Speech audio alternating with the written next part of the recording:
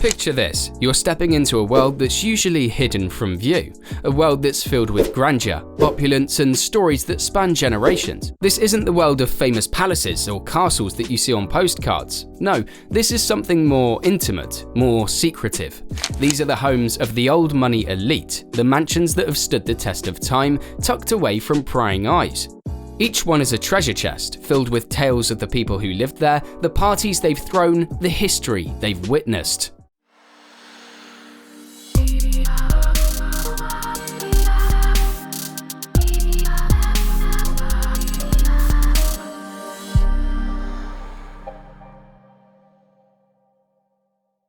Number 1. Henry Clay Frick House. Kicking off, we have the Henry Clay Frick House, located at 1 East 70th Street in New York, a mansion that embodies the opulence and grandeur of the Gilded Age.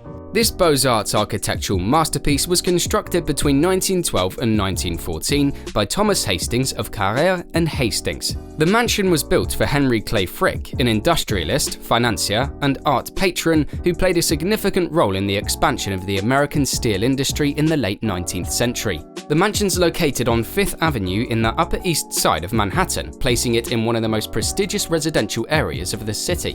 The house was designed to reflect Frick's wealth and status, with its Indiana limestone exterior and grand interior spaces. The rooms are filled with fine and decorative art objects, including paintings, sculptures, and furniture.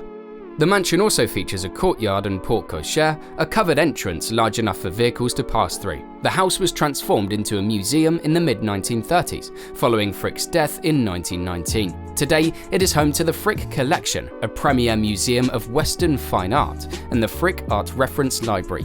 The collection includes works from the Renaissance to the late 19th century, and is especially rich in works by European artists.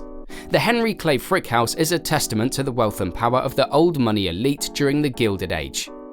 It is a symbol of Frick's success and his passion for art. Today, it continues to serve as a monument to the area's opulence and grandeur, offering visitors a glimpse into the past and an opportunity to appreciate some of the world's finest artworks. In popular culture, the mansion has served as an inspiration for the Avengers Mansion in Stan Lee's superhero teen comics. This further cements its status as an iconic piece of architecture and a symbol of wealth and power. Number 2. Andrew Carnegie Mansion. The Andrew Carnegie Mansion, located at 2 East 91st Street in the Upper East Side of Manhattan, New York City, is a historic house that stands as a testament to the wealth and influence of its original owner, Andrew Carnegie. Carnegie, a Scottish-born American industrialist, led the expansion of the American steel industry in the late 19th century and became one of the richest Americans in history. The mansion, built between 1899 and 1902, is a 64-room Georgian Revival masterpiece designed by the architectural firm of Babb, Cook & Willard. It was groundbreaking in its location, far from what was then fashionable New York, and served as a catalyst for the development of the Upper East Side. Carnegie's interest in technology and construction is evident in the mansion's design.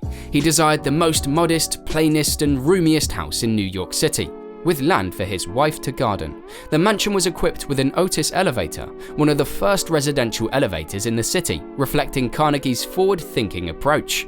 The mansion was not just a home, but a symbol of Carnegie's success and influence. It was here that he entertained prominent figures of the time, conducted business, and enjoyed his retirement years. The mansion was also the site of Carnegie's philanthropic endeavors. He established the Carnegie Corporation, a grant-making foundation which he ran from the mansion. Following Carnegie's death in 1919, the mansion was donated to the Smithsonian Institution.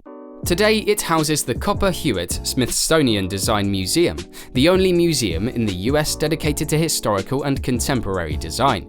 The mansion underwent a significant renovation in the late 20th century, led by the architectural firm Hardy Holzman Pfeiffer Associates, to accommodate the museum.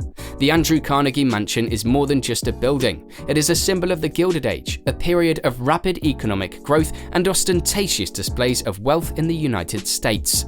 At number 3 is Fair Lane, located in Dearborn, Michigan, the estate of Ford Motor Company founder Henry Ford and his wife, Clara Ford, named after an area in County Cork, Ireland. The birthplace of Mr. Ford's ancestors, this mansion is a testament to the old money and the legacy of one of the most influential figures in American history. Constructed on 1,300 acres of farmland, Fair Lane was not just a home, but a sanctuary and a laboratory for the Fords. The 56-room mansion and 5-story powerhouse were designed to accommodate the Fords' innovative spirit and their commitment to improving the lives of the American people. The mansion, designed by renowned architects Joseph N. French, Marion Mahoney Griffin, and Frank Lloyd Wright, was a blend of baronial and prairie architectural styles. The mansion was equipped with modern amenities, including an indoor pool and bowling alley, reflecting Ford's forward-thinking mindset. The landscape of Fair Lane was as impressive as the mansion itself. Designed by the famous landscape architect Jens Jensen, the grounds were a blend of woodland, meadows, and flowers, providing a tranquil setting for the Fords.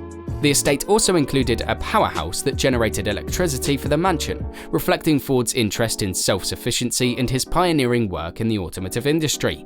However, Fair Lane was more than just a mansion. It was a reflection of the values and vision of Henry Ford. It was here that Ford experimented with soybeans and other crops, reflecting his interest in agriculture and his belief in the potential of the American farmer. Despite the grandeur of Fair Lane, the Fords lived a relatively simple life. They valued hard work, innovation, and community service, values that were reflected in every aspect of their estate. Today, Fair Lane is a museum, offering visitors a glimpse into the life and legacy of Henry Ford. Number 4. Whitemarsh Hall. Whitemarsh Hall, located in Winmore, Pennsylvania, is a historic mansion that stands as a testament to the grandeur and opulence of the Gilded Age. This mansion was the home of Edward T. Stotesbury, a prominent financier and partner in the banking firm Drexel & Co., and later J.P. Morgan & Co. Constructed between 1916 and 1921, Whitemarsh Hall was designed by the renowned Gilded Age architect Horace Traumbauer. The mansion was a grand estate, often referred to as the Versailles of America, and was the third largest private residence in the United States. The mansion was situated on a sprawling 300-acre estate, complete with gardens designed by Jacques Reber, who was inspired by the work of André Lenotre, the landscape architect of the Palace of Versailles. The mansion was a symbol of Stotesbury's wealth and influence. It was a testament to his success in the banking industry and his status as one of the wealthiest men in America. The mansion was designed in the Beaux-Arts architectural style, featuring a grand ballroom, a gymnasium, and a movie theatre. The mansion was filled with valuable arts and antiques, including statues, tapestries, and oriental rugs, many of which were later donated to the Philadelphia Museum of Art. However, the mansion's grandeur was short-lived. Following the Great Depression and Stotesbury's death, the mansion fell into disrepair. It was sold several times, with each new owner struggling to maintain the vast estate. During World War II, the mansion was used by the military for training purposes. After the war, it was transformed into apartments and later an office building. Despite attempts to preserve the mansion, it was eventually demolished in 1980. Today, all that remains of the once grand estate are a few architectural fragments and the memories of its former glory. The site of the mansion is now a residential community, with the remaining grounds forming part of a public park. Number 5. The House of the Seven Gables. And eventually we have the House of the Seven Gables, a 1668 colonial mansion located in Salem, Massachusetts. A symbol of old money and a testament to the rich history and mystery of the region. Named for its distinctive gables, this mansion was made famous by Nathaniel Hawthorne's 1851 novel of the same name, adding a layer of literary significance to its historical value. The mansion was built by Salem sea captain and merchant John Turner I and his wife, Elizabeth. The Turner family was one of the most successful maritime families in Salem, and their wealth and influence are reflected in the grandeur of the mansion. The mansion was passed down through 3 generations of Turners, each adding to its size and complexity, reflecting the family's growing wealth and status. The House of the Seven Gables is a testament to the architectural style of the time, featuring a blend of colonial and Georgian elements. The mansion's 7 gables, each of different sizes and shapes, are its most distinctive feature, giving the mansion its unique character and name. However, the mansion's history is not just about architecture and wealth, it is also a tale of loss and change. After John Turner III lost the family fortune, the mansion was acquired by the Ingersolls, who remodeled it, removing gables, replacing porches, and adding Georgian trim. The mansion's transformation reflects the changing fortunes of its owners and the evolving tastes of the times.